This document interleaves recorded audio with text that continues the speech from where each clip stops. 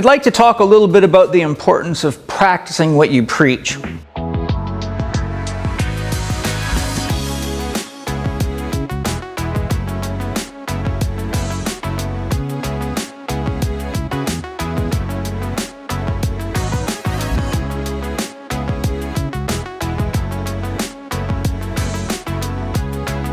One thing that's very important to remember, especially if you're a CHEK professional, is that when you do an evaluation on somebody and they come back to get the findings of the evaluation, you point out, oh, you have gluten intolerance, your adrenals are fatigued, and I can tell that you have food reactions or that your liver's backed up. And then we say, well, when you have adrenal fatigue, you usually have too much cortisol going through you, at least in the initial phases, and cortisol is a water-binding hormone, which makes your body swell. And when your liver's backed up, you get like allergic shiners under your eyes. And if your kidneys are under too much stress, your eyes get puffy. And so what's happening is you don't realize that you're actually teaching your client exactly what to look for, and they're looking right at you. So if you are telling your client to stop eating gluten, to get off the sugar, and you're saying these are the symptoms of fungal and parasite infections, and while you're educating them, they're looking at you and they see you as the therapist or the doctor with all the things going on that you're teaching them that is the reason you know they have the problem, they're going to start asking you some pretty pointed questions. Oh, so you want me to stop eating gluten and sugar, but do you still eat gluten and sugar? Because you seem to have all the symptoms that you just told me I had. And I've watched this happen over and over again, and thousands of people have asked me, Paul, do you do that? Well, I can look them right in the eye and say, yes, I do. That's how I know it works. So your first tip is, if you don't practice what you preach, remember that as a therapist of any type, you're educating people based on an assessment, and therefore you're giving what would technically be called a diagnosis, although we don't like to use that term, but you're showing people why you know that they have these problems, and they're going to use that observation directly with you. And if you don't have the congruency to demonstrate the health and the vitality that they're paying you to help them develop, it puts you in a very, very compromising position. The other issue is, when you practice what you preach, you develop a depth of knowledge that goes beyond intellectual recitation or memorization, and it goes into your core and becomes part of the essence of who you really are. I'll give you an example. Countless people have come up to me after lectures I've given in universities and medical schools and everything you can imagine, and they say these words almost verbatim. Paul, the one thing that's different about you and most of the people I see giving lectures is it's obvious that you practice what you preach. That's when you get a person's truth buzzer to go off, because the greater the gap between what you're saying and what they see as a reality, the more it creates what's called a double message in shamanism. A double message looks like this. You say, Paul, how are you doing today? And I say, oh, I'm doing fine. That's a double message. So whenever you're a therapist or a doctor or anybody coaching or leading people, if they're getting double messages, it leads to insecurity within them, and that has a blocking factor on their willingness, and oftentimes it's unconscious. They don't even know why they're not following your advice.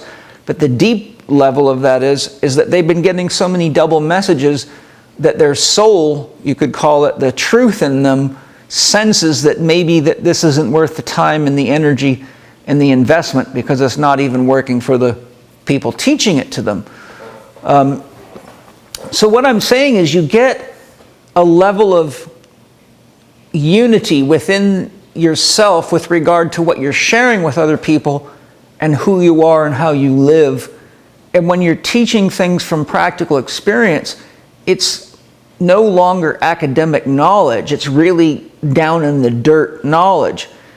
You know, a good example of that is when they started coming out with chemical fertilizers, the peasants, the people of the earth, the down in the dirt farmers who got their hands dirty, people that are often poor, knew immediately that was a bad idea, no matter how much science there was behind it. Rudolf Steiner talks about that.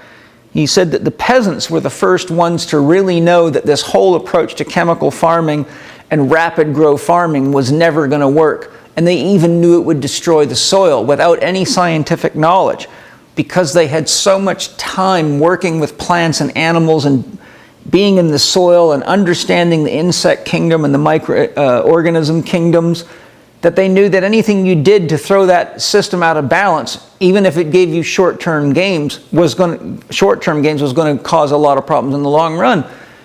And in the Bible, it says the meek shall inherit the earth. So there's a great point. Who are the meek? They're the simple people. They're not the people running around with 5 gold rings and professorships and Rolex watches.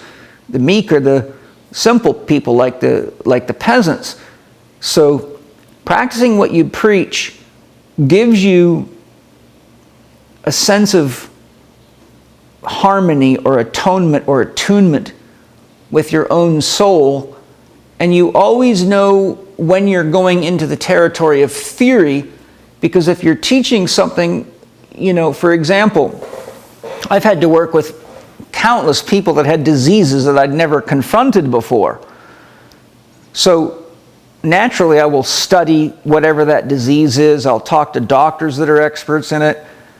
But I've never had cerebral palsy or Lou Gehrig's disease or any number of these things I've had to work with. So what I do is, they might say, well, Paul, do you know if this works with someone that has Parkinson's or whatever? I say, no, I don't, because I've never treated with someone that has that disease. But I always remind them that I don't treat the disease that has the person. I coach the person that's acquired a disease, and because the principles that I work with and that I teach deal with what it takes to give the body what it needs to heal from anything first and foremost, we don't know what a person can heal from until they've met those prerequisites. So I might say this is the first time I've applied this approach to diet to Parkinson's, but I'm not really applying it to Parkinson's. I'm trying to identify what it is that your specific genetic needs are, your unique needs are.